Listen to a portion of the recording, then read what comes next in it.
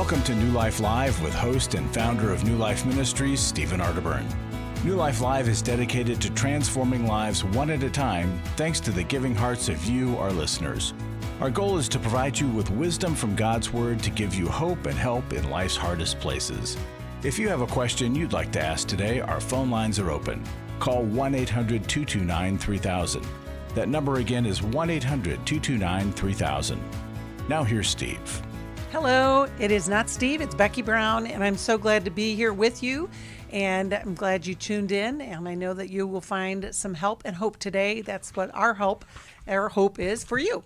And I'm joined by Chris Williams, marriage family therapist, and Dr. Alice Benton, who's a psychologist, and we were just talking about how many things that are going on in the world that we all just need that hope for. And Alice and I both decided that Chris needs to tell us all what we're supposed to do. So I'm just saying, Chris, what is the wisdom? I don't remember saying that. Listen, you just hang with me, Alice. I'll take care of it. But, I think about it as we're going into the end of the year, it's October. And, when we start a show in January, we're all talking about, what's your resolution? What are you going to do? And, as we kind of slide towards December, I always think about what is the thing that you've left undone? What is the thing that you need to address? And, of course, New Life, we can help you in all different kinds of ways. But, Chris, do you got any wisdom for our listeners today? Or maybe just me? I think, because this is personal, it's sort of like follow thy own advice, sage, Okay. It's like, there is a line in Screwtape Letters where Uncle Screwtape, which is like this head demon figure, is mentoring Woodworm, which is his, like junior demon or whatever, trying to negatively influence this person that they're assigned to. And Uncle Screwtape says something to Woodworm that is really profound, but it's obvious. And that is, you cannot forget what they, meaning humans, always tend to.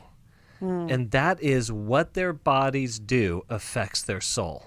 And so this is really personal to me because as I am looking at some things I've let slide in my physical health, and that we're coming up on a season where we tend to have indulgences. Right? I should say I tend to have indulgences, I mean, pumpkin spice, pumpkin whatever. I'm in. I'm for it all. And then we begin to look like pumpkins. I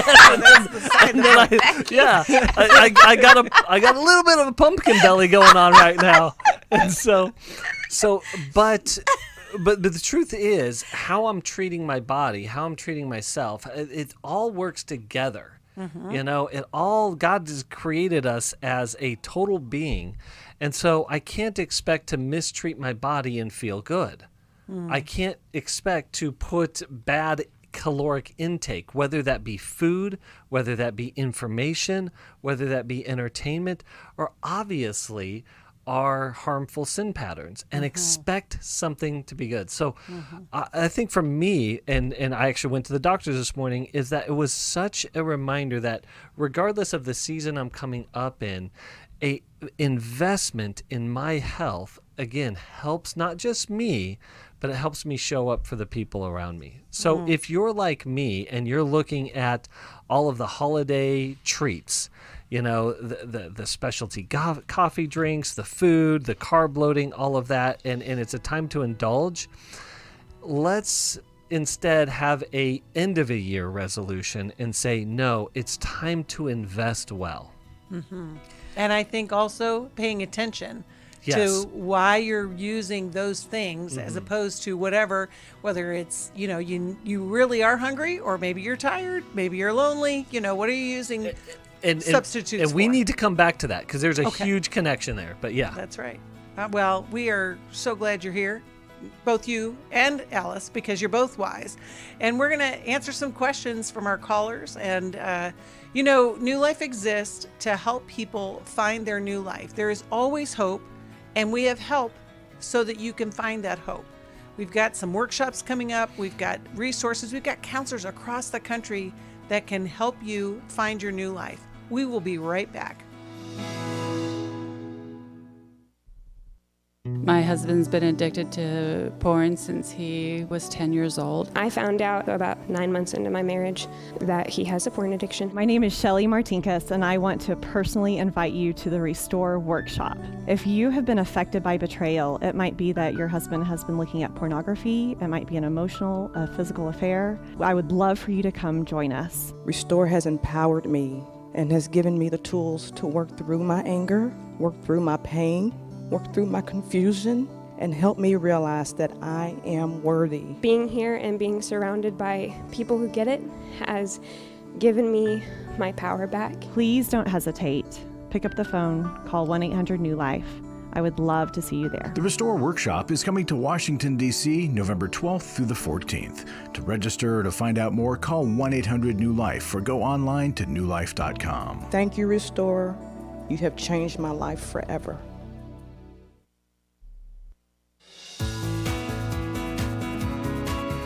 To find out more information about New Life or to order any of the resources mentioned on today's program, call 1-800-NEW-LIFE. Now back to New Life Live. Welcome back. You know, I always want to say hello to the YouTube family. That's where I watch when I'm not on the program, and I just appreciate you all viewing us there.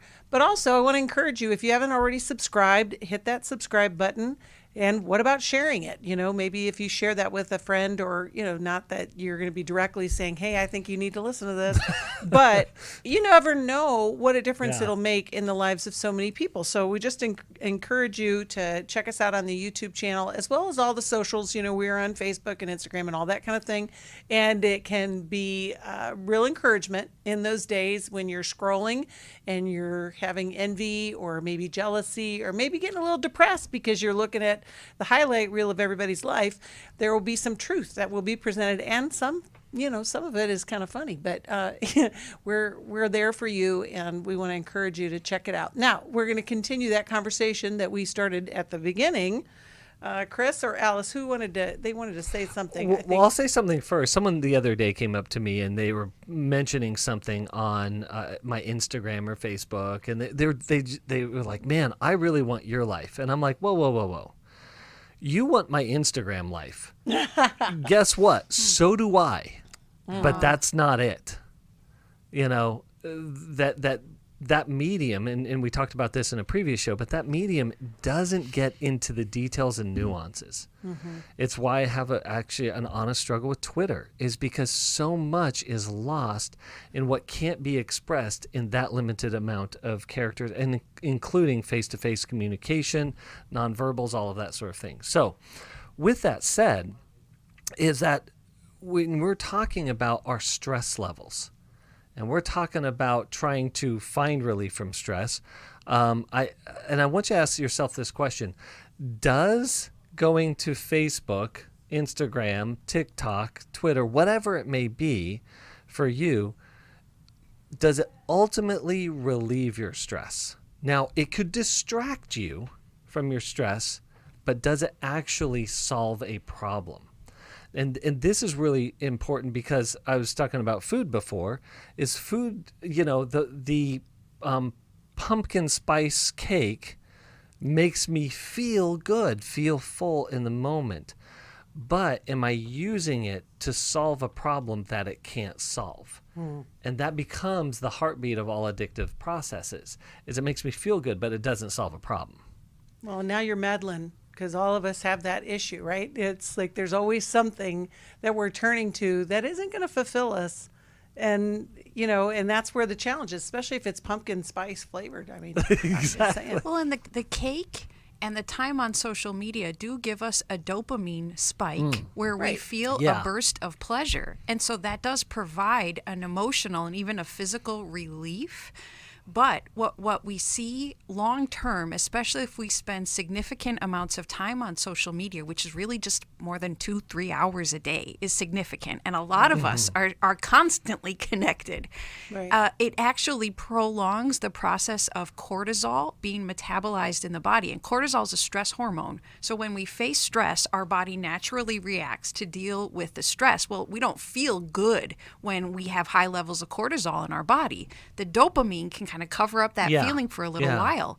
But all the time we spend distracting ourselves on social media, on the neurochemical level, the cortisol does not get metabolized. So we stay in a higher stress mode longer when we distract rather than resolving and facing what it was that stressed us out originally. Yes. And so it causes a lot of havoc in the long run if we continue in distraction mode. Well, and falsely spiking our dopamine levels, whether that be through food, distractions, or addiction, it is a form of coping.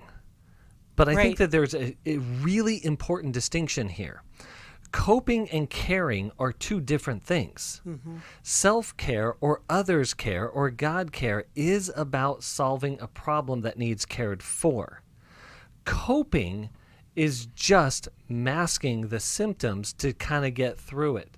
But again, it doesn't solve a problem, and in fact, it can create bigger problems in the end. Well, when we get relational care, oxytocin is released in our bodies, which is the bonding hormone, and oxytocin counteracts cortisol, but we need human connection, and it works best face to face and in person for oxytocin to be released in the body. That's right. Really We're good. using all the big words today, and I think that it's very important for us to see that our actions, our behavior have consequences, whether it's a pumpkin spice cake or a latte, or if you're spending too much time on social media. And you're right, there is a dopamine hit that occurs.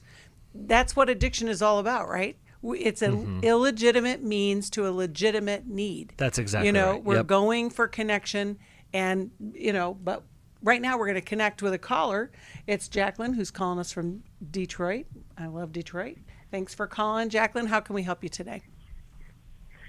Well, I have a question about how do I pursue a relationship with a stepmom once your father has passed? My father passed away a few years ago. I've been trying to establish a relationship with my stepmom, and just recently found out she now has a boyfriend for a year now, and she never shared her life with me, and it's kind of upsetting because I thought we were close. I lived in the house with them, and now there's nothing. I'll text her pictures of my family, and I'll get one-word responses, or I'll try to call and she won't answer. I know it's a toxic relationship, but I still feel like I should try to pursue, but I don't want to be stuck in something that isn't healthy for me or my family. That's a good question. Alice? Why else do you call it a toxic relationship? What else has been happening in addition to not finding out about her boyfriend?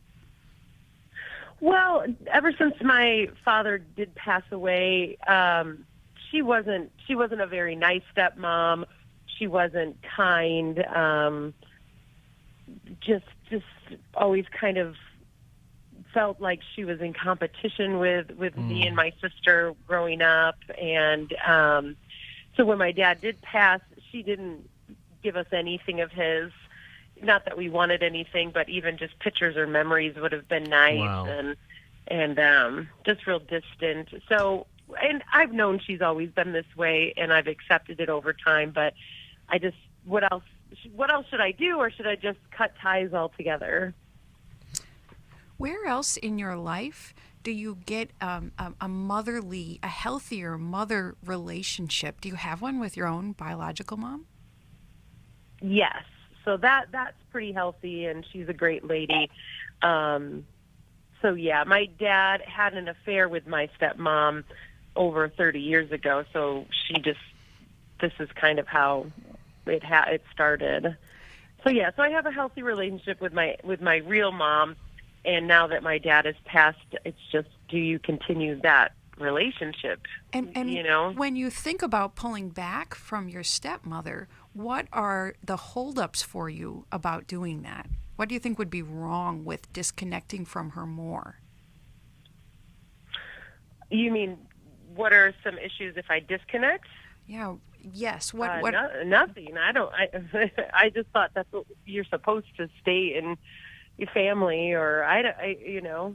Well, and I'm wondering if there's just an adjustment of expectations, because what you said, Jacqueline, was that, you would try to reach out and connect with her, and you'd get one-word responses back, and you're trying to just continue that connection because you had one at one point, but she's not responsive. And so then you have to adjust your approach and say, what do I want to do? What would I feel good about doing in this relationship? And I think that's how you go forward. But that's my opinion. I don't know about what you think, Alice, Chris. Well, I want to go back to what you said, that you're supposed to stay connected with family. Tell me about that belief and where it comes from. Well, we're Italian, so it's kind of, family's everything. Even if you're not related, sometimes, you just, your family with people that have been around for your entire life, and she's known me since a child. And so I just thought, you would think they would want to stay in contact since they took a part of raising you. It just seems like that's what's supposed to happen. But there's the difference between the ideal and the real, and it sounds like the gap between the ideal and the real is pretty big. And so, ideally, you would want your stepmom to show up in a very particular way: loving, kind, concerned, engaged. But you were saying all along there was this competition. Well, the relationship started from an affair to begin with. I'm like, it was set up to not be all that great from the very beginning. And so I think, and it's not to run your stepmom through the mud or anything like that, but I think she's showing you exactly who she is. And who she's been all along. But what this does for us is it adds a layer of grief. Right. Because you're going to need to grieve her, but you're more importantly going to grieve the idea of her. Right. Right? Yes, that's good. And that she has this direct tie to your dad. She's a living memory of him. And so I think there's just some layers of grief here that are reasonable to avoid, and connection that you want to hold on to, but it just sounds like she is not capable of doing that. Right. And so, I don't think we have this book here, but Henry Cloud wrote a book, Necessary Endings, which I am thinking of as I'm talking to you. That would be a great book. Yeah. Yeah. Jacqueline, I think both Alice and Chris hit the nail on the head, and I think that grieving part and then readjusting what the expectation and how will you connect with her, knowing that this is important to you. Family is everything. And so it may be, you send Christmas cards or whatever. I remember an aunt of mine who's passed away, and she was of a different faith. And so I didn't include her on my Christmas card list. And one day I run into her and she's like, no, you send me those Christmas card lists. And it was so weird because she never responded to anything. And yet this was something that I was going to send to her because she wanted to have that connection. You never know how those connections help other people, even though you may not get something back in return. And I want to point out that you have been living by the rule. You're supposed to stay connected with family. When your family members are not playing by that rule, at least your dad and your stepmom, when they wanted to, when pleasure suited them, they went outside of the family rule of staying connected with family. And I don't believe that's a biblical rule at all. I don't think the Bible says you're supposed to stay close to your family, in close contact, in close quarters, no matter what. In fact, it says, if your brother or sister sins against you and will not repent and continues that behavior, then you should address it. But then you should step away from them and you should protect your heart. Because when we keep laying our heart out to be abused by a person who has always been abusive, it does spiritual damage to us and to the relationship. And it can actually be enabling and tolerating sinful behavior. And God tells us, call out sinful behavior. And if it doesn't stop, step away from sinful behavior. Well, thanks for calling, Jacqueline. I hope that helps. And, families are tricky, and we all have them, and we all got to deal with them, and we're part of one. So, we've all got work to do. We're going to talk to Robin, who is calling us from Orlando, Florida. She watches us on YouTube. Hello, Robin. Thanks for calling. How can we help you today? Hello, everyone. Thank you all for everything. You've helped me throughout the years. Your ministry is just a blessing. Thank you. Thanks for calling. Okay, I'm trying to narrow it down as much as possible. It's a lot of information. Well, how about you can myself. Okay. I was going to say, you can hear the music. If you throw the question out, we'll get back to the details after the break, but go ahead. Okay. How do I fix me after husband had an affair, and of that affair there came a child, and we're still 20-something years later arguing about it still, and there's just so many issues. Yeah. And so now it's like hanging on, you know. And do you, before we run out of time, are you guys raising this child, or did you raise the child? No. Okay. All right. Well, we'll be right back to answer your question. Robin, thanks so much for calling. We'll be right back. I came into this thinking that my husband was the cause of many of our issues. The New Life Intimacy and Marriage Workshop is coming to Dallas, Texas, October 15th to the 17th. But after learning about our attachment styles, I understood how our past hurts were playing into our present problems. Join Steve Arterburn. It's been a dream of mine for a long time to help people to grow more intimately together, and we believe that everybody has room to grow in the intimacy level of their life. And Milan Yerkovich. We help couples understand how their attachment style is sabotaging their current relationship. And then we teach them how to create comfort in a relationship. And New Life's group counselors will help you focus on the area that will benefit your marriage most. To register or to find out more, call 1-800-NEW-LIFE. Here at this workshop, we had our first ever conversation without yelling, blaming, and accusing. 1-800-NEW-LIFE.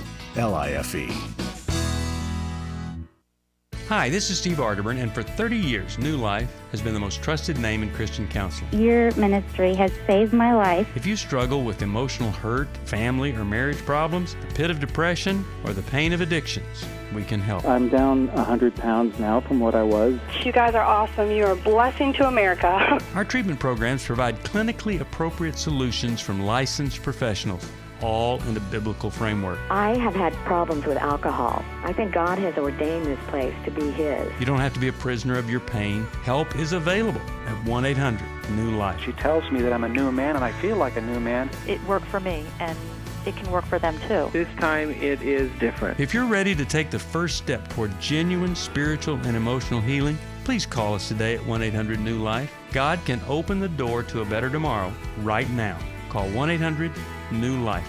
That's 1-800-639-5433. We'd love to hear from you. If you have a question or a comment, call toll-free 1-800-229-3000. Now back to New Life Live.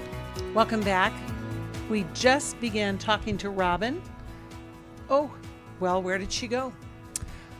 Maybe we can get her back. You scared her off. We might have scared her off. But since you're in the room, Larry, why don't you go ahead with what you have for us today? Alrighty. Larry Sonnenberg is here. Well, we have the Intimacy and Marriage Workshop coming up real soon.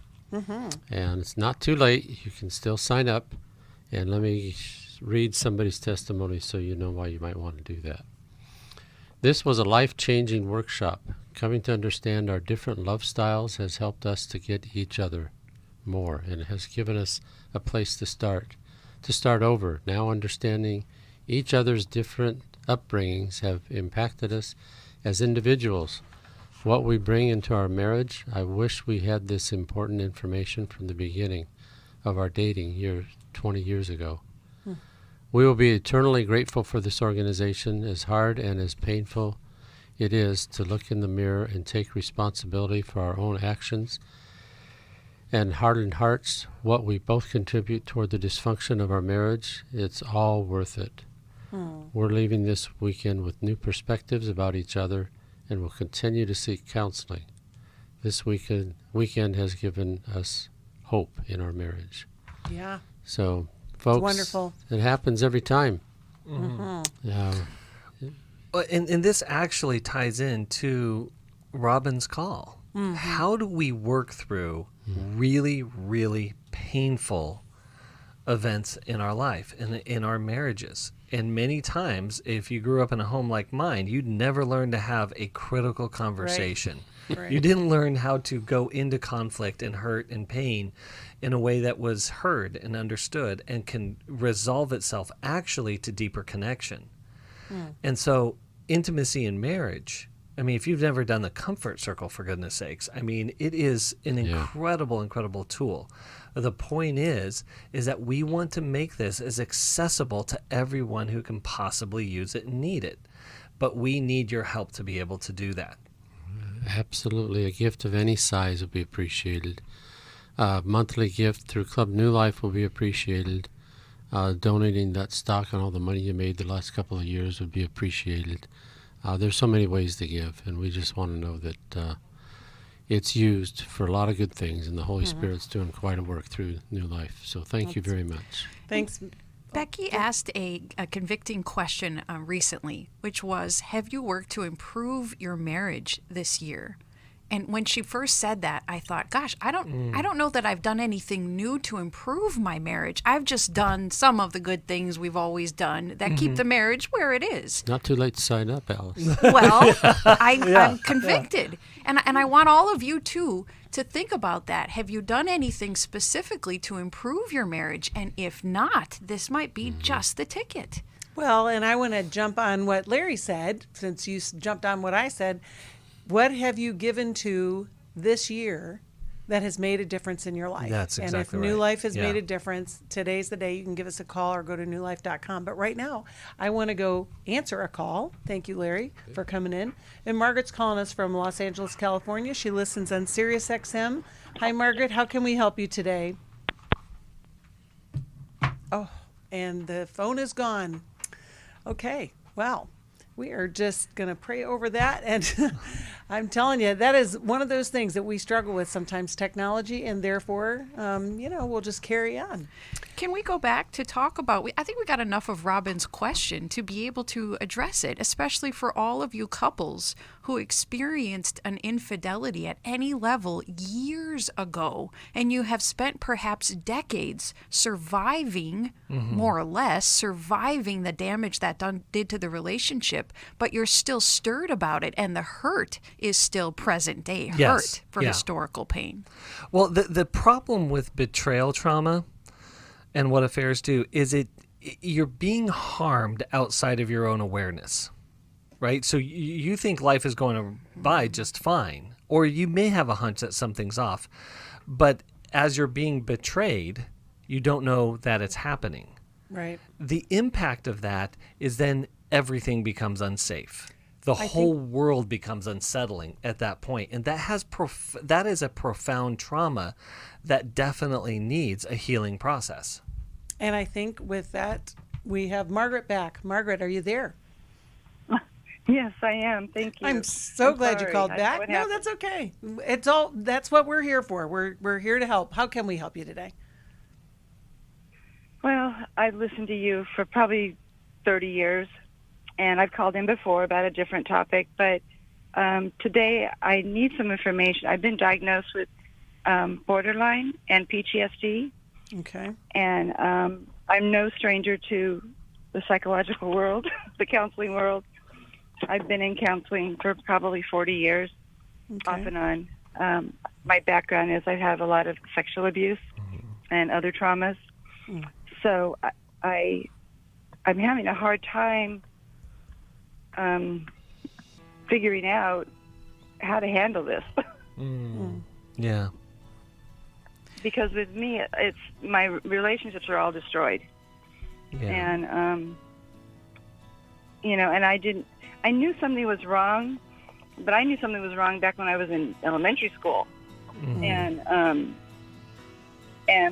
so when I got the diagnosis, it was like the missing piece to the puzzle. So that was a good thing, but then the other thing is it's pretty dynamic, right? Yeah, and I don't quite know how to work this. Well, I'm so glad you called, Margaret. We're going to help you. You can hear the music. We're going to take a break, but don't go away. Okay. We will be right back. I won't. That can be, it's that puzzle piece, yet how does it fit into the bigger picture? And that's what we're going to talk about when we get back.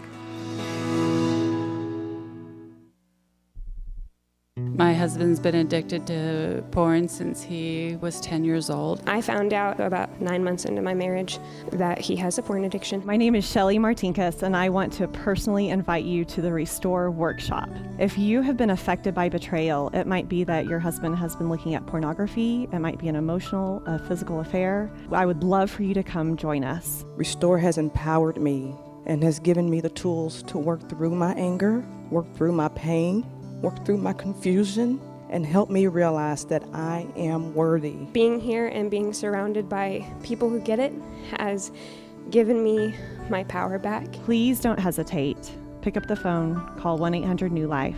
I would love to see you there. The Restore Workshop is coming to Washington, D.C., November 12th through the 14th. To register or to find out more, call 1-800-NEW-LIFE or go online to newlife.com. Thank you, Restore. You have changed my life forever.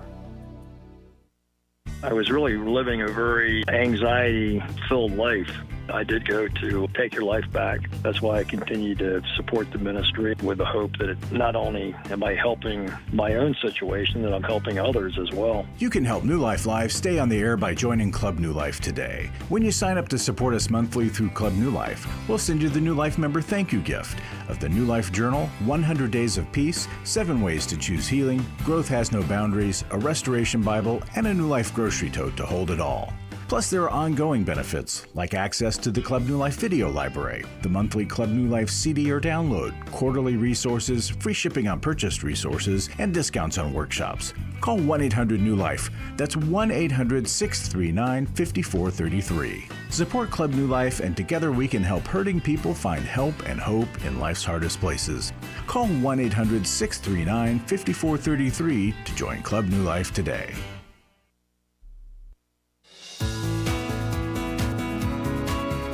We're glad you joined us for New Life Live. To be a part of the program, call 1-800-229-3000. Now back to New Life Live. Welcome back.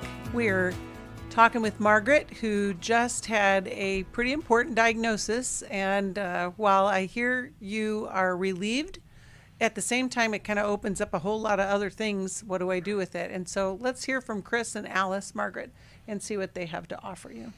Well, Margaret, you've brought something up I think is really important, though it's not you didn't directly address it, and that is when we have these labels called diagnoses, whether that be borderline, PTSD, whatever the case. And by the way, narcissism is a diagnosis. And I mention that because what I'm seeing in our culture is a mass malpractice. And the mass malpractice is when we use labels to weaponize it against people who are suffering. That's wrong.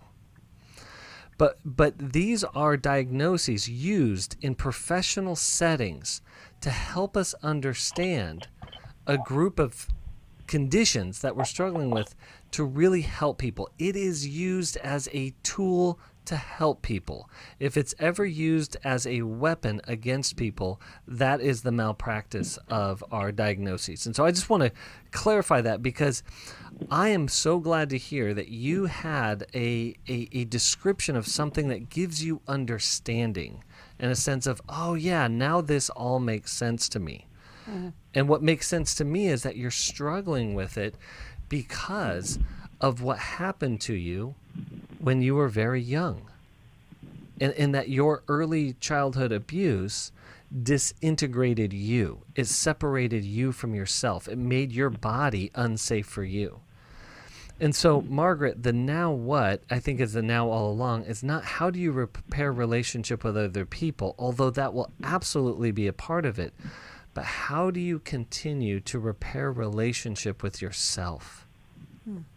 And that emptiness, that if you take a deep breath and you notice your body between your chin and your belly button, you'll notice at the top end of your sternum is a emptiness that contains fear and shame. When you get too close in relationship, when it becomes stressful, that thing in your body takes over, and that's what's sabotaging your relationship. And so learning to go back into that place, Margaret, and find the little girl who was hurt and care for her really, really well. Love her well. And that means you're going to have to listen to her protest and listen to her anger and listen to her temper tantrums until she is soothed enough to be able to show up well. Wow, that could take a while. I'm glad you said that. It does. Right. It really does. It does take a while, and it does take practice. But that I believe is your ultimate Mount Everest of relationship is you.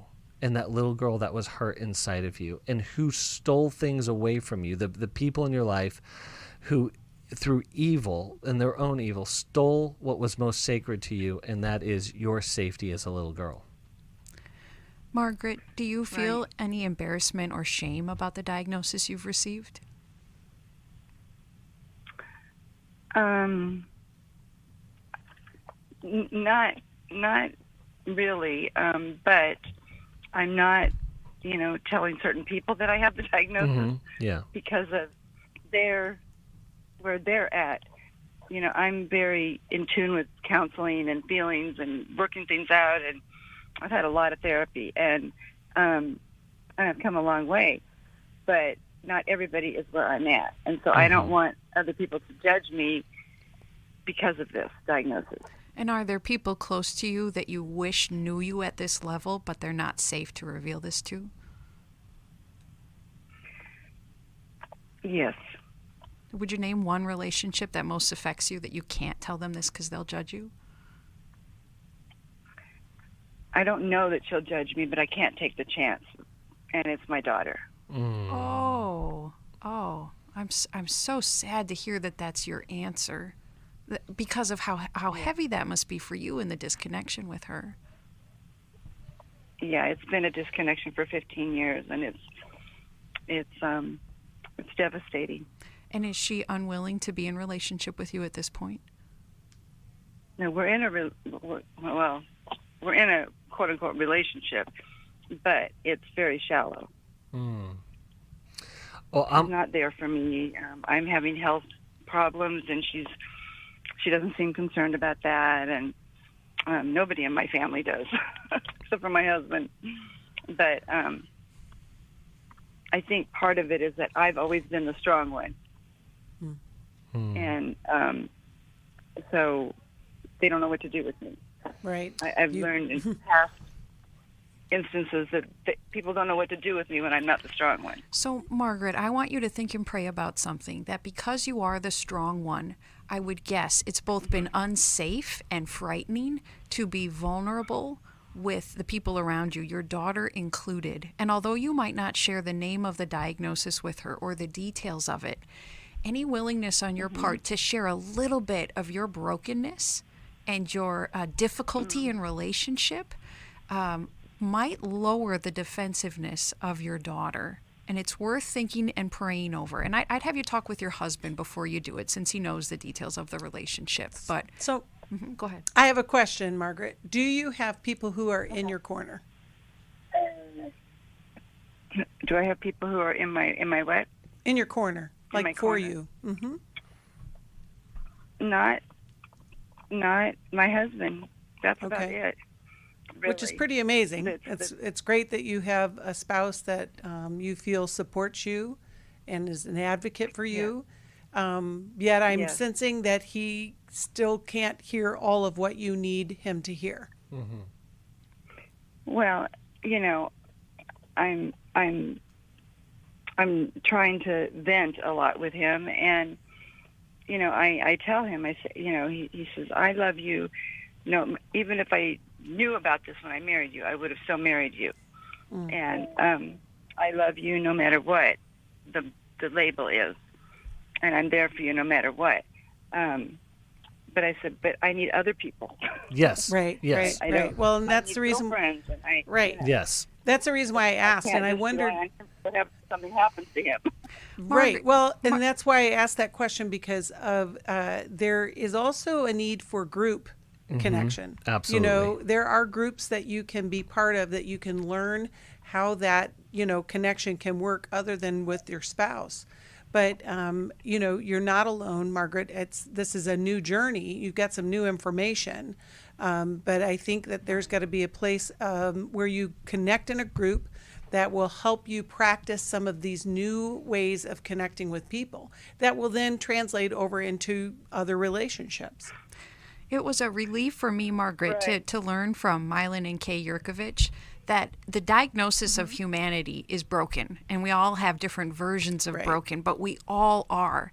And Jesus gives us the model of how to move towards securely attaching, where we learn how and when to share our fears and our hang-ups and our sins, and we do it in relationship. And it is by taking little risks with safe people and practicing that helps us move into secure attachment, and to be available for that with your daughter if and when the opportunity arises. I agree. Well, I hope that helps, Margaret. I would also encourage you, maybe you guys would go to the Intimacy in Marriage. It's great that you have a supportive spouse. But we're going to send you a copy of How We Love as you continue to go on this journey of healing, and we'll be praying for you as well. I'm going to talk to Kyle, who's calling us from Portland, Oregon, and listens on the app. Hi, Kyle. Thanks for calling. How can we help you today?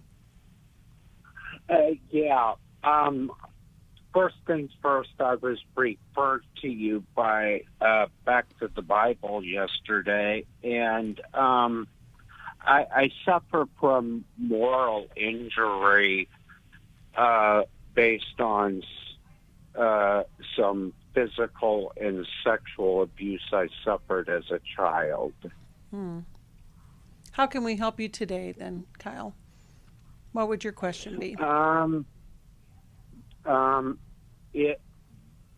All the trauma that I've experienced over the years is affecting my relationships with my parents, affecting my relationships with other people, and it's even affecting my relationship with God. This,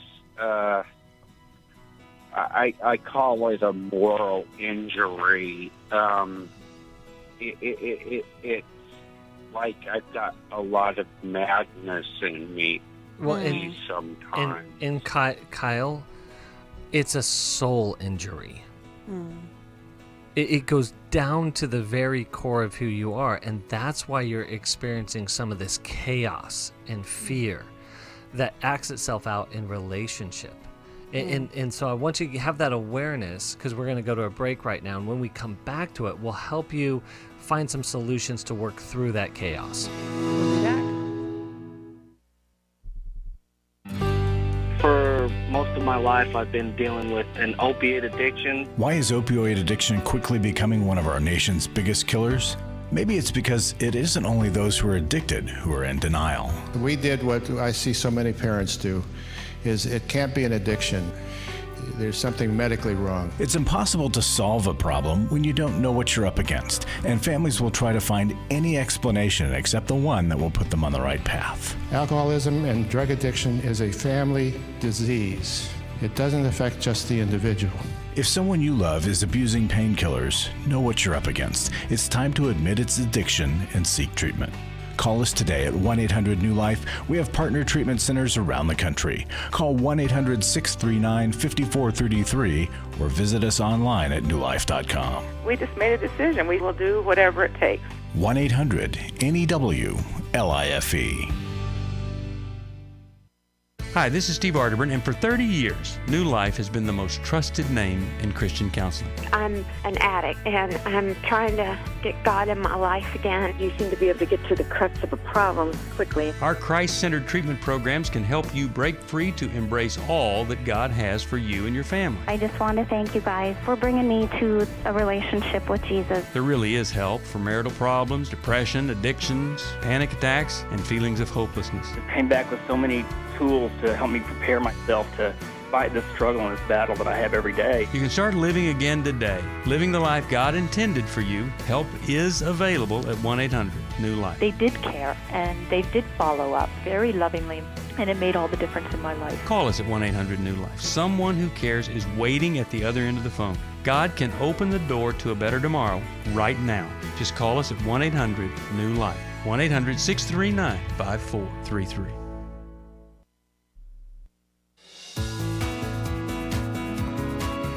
To find out more information about New Life or to order any of the resources mentioned on today's program, call 1-800-NEW-LIFE. Now back to New Life Live. Welcome back. We had just begun to talk to Kyle, who was sharing about some past history of victimization and abuse and how to heal from it. And so, Chris, you had asked him a question. You want to go ahead and continue? Kyle, have you sought counsel on this, like professional help in therapy or a therapeutic setting?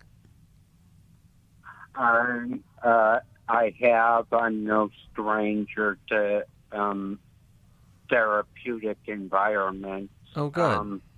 Have they been effective? Have they helped you? So-so. Mm-hmm. It varied. And Kyle, has the therapy ever focused directly on the abuse that you suffered? I haven't dealt with the abuse issue. And do you know what's kept you from dealing with it in detail?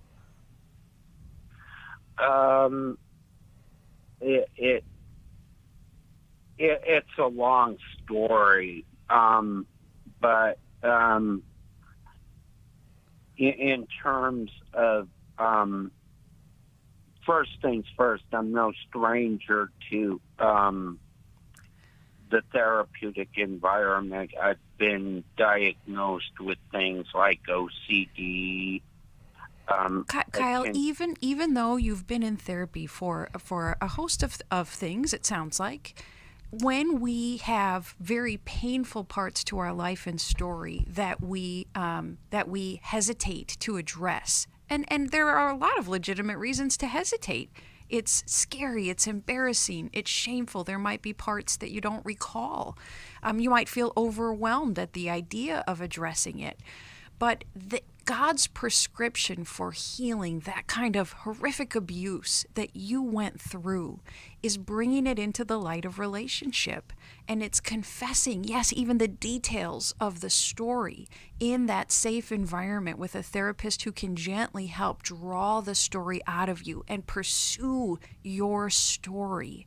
And so even though you've done a lot of therapy, the next step is to enter into it again with the purpose of addressing this part of your story. Yeah. Yeah, Kyle, to what Alice is saying, because it's critical, I want you to be able to hear this, is that if you go into things with general issues, you will only get general healing. But unfortunately, what's happened to you has been very, very specific. And the horrific nature of childhood abuse is how vulnerable children are. The more vulnerable we are when we are harmed, the deeper the pain, the deeper the injury. And that requires someone who really, really knows what they're doing to go into that place to help you clean it out and begin the healing process. And it is both spiritual and psychological and physical. Some of your abuse, I might guess, goes back perhaps even to infancy or into your mother's pregnancy with you, that there were traumas and stressful environments that you were exposed to that had a deep impact on you. So we're so proud of you that you have done so much work already. And this is direction now of how to get help for what has not yet been resolved within you. Is that helpful, Kyle? To a certain extent, in terms of the trauma I've suffered, two things. Number one, it's affecting how I look at myself sexually. Yes, absolutely. Being that I was victimized by both men and women. Oh man, Kyle, buddy, you're the suffering that you're experiencing on the inside, the chaos, The fear. Like in the utter confusion about who you are as a man, who you are as a person, what it means for you sexually, and that is really, really why it is important that you get into someone who really, really knows their work as far as trauma goes, and the impact of trauma, and most importantly, how to heal that. Well, and I would suggest, something specific, like you just said, Chris. I think, so we're going to connect you with a counselor. We'll see if we can find somebody in your area that deals with that specific thing. And I'm going to give them a copy of Forgiving What You'll Never Forget, because the process is a lifelong process.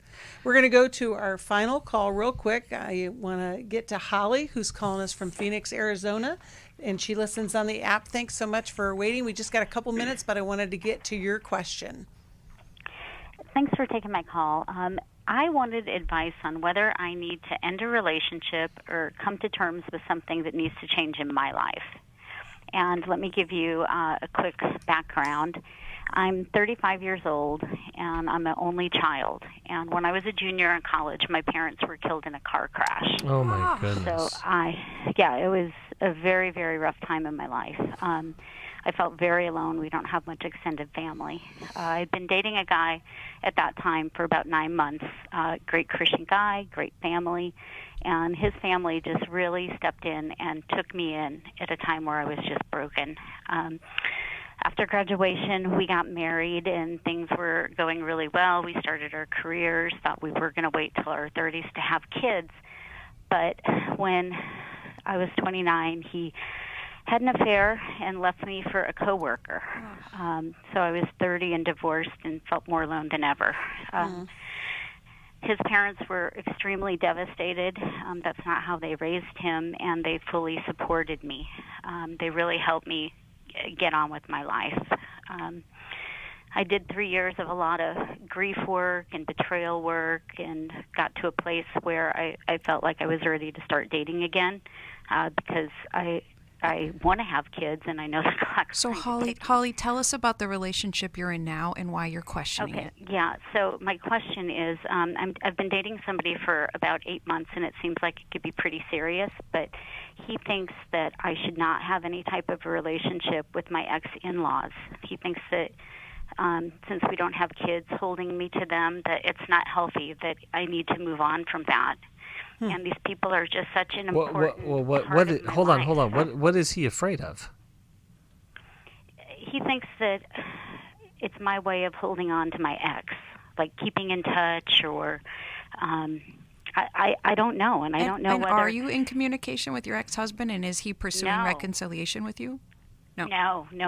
He married the person he had an affair with, and my ex-in-laws never bring him up. And like, is your current times a year? Is your current boyfriend making an ultimatum if you continue in relationship with your in-laws? No, he hasn't made an ultimatum, but he's made it extremely clear that he does not think that should happen. Okay, so I don't know if let me come up again. let me throw up this, because we are almost out of time, and I hate to do this, but you have to look at a pattern of control. If he reacts to fear with control, you're in for a long time of a world of hurt and suffering moving forward. Because it won't just be the ex-boyfriend, it'll be something else. It'll be something else, right. Exactly. And so you want to see if that's a pattern. And because what we want to do with our fears, which are all legitimate, is we want to be able to talk through them and express them to understanding. But if he goes down and locks down on control, it's not going to just be this relationship. It's going to be a lot of other ones as well. If he's not controlling, you can have empathy, because it is a little odd to have such a close relationship with in-laws, but they've been parents to you even more than in-laws. So have empathy for him as well. Right. Well, thanks so much, Holly, for calling, and we're going to send you a copy of How We Love. That'll help you in your new relationship, as well as healing from your past. Thanks so much for listening today. Thanks, Chris and Alice. Bye-bye. Thanks we'll see you for next listening. time. We hope this program has helped you by giving you insights for handling the challenges you face in your life. We want you to know that we're here for you, but you also need to know that New Life Live is a listener-supported ministry. To make your donation or to get any of the resources mentioned on today's program, call 1-800-NEW-LIFE. That's 1-800-639-5433, or write to us at New Life Ministries, P.O. Box 1029, Lake Forest, California, 92609. Please join us again tomorrow for New Life Live. Hi, thank you for watching New Life Live. You know, New Life Live is a Christian counseling program where we deal with the hard questions about life, relationships, kids, free choice, freedom of will, whatever. It's all right there on New Life Live every day, every weekday, 1 p.m. Eastern, 10 a.m. Pacific. If you want to call into the live broadcast, you can find the schedule on newlife.com or click the social media link right below. You can see every episode of New Life Live on the New Life YouTube channel. Watch it with a friend, watch it later. Be sure to subscribe and hit that bell so you'll never miss another episode. So if you want to listen on the go, download the app. The link is right below. And I hope if you need some information, if you want to get some help, you'll call us at 1-800-NEW-LIFE. And I'll see you next time.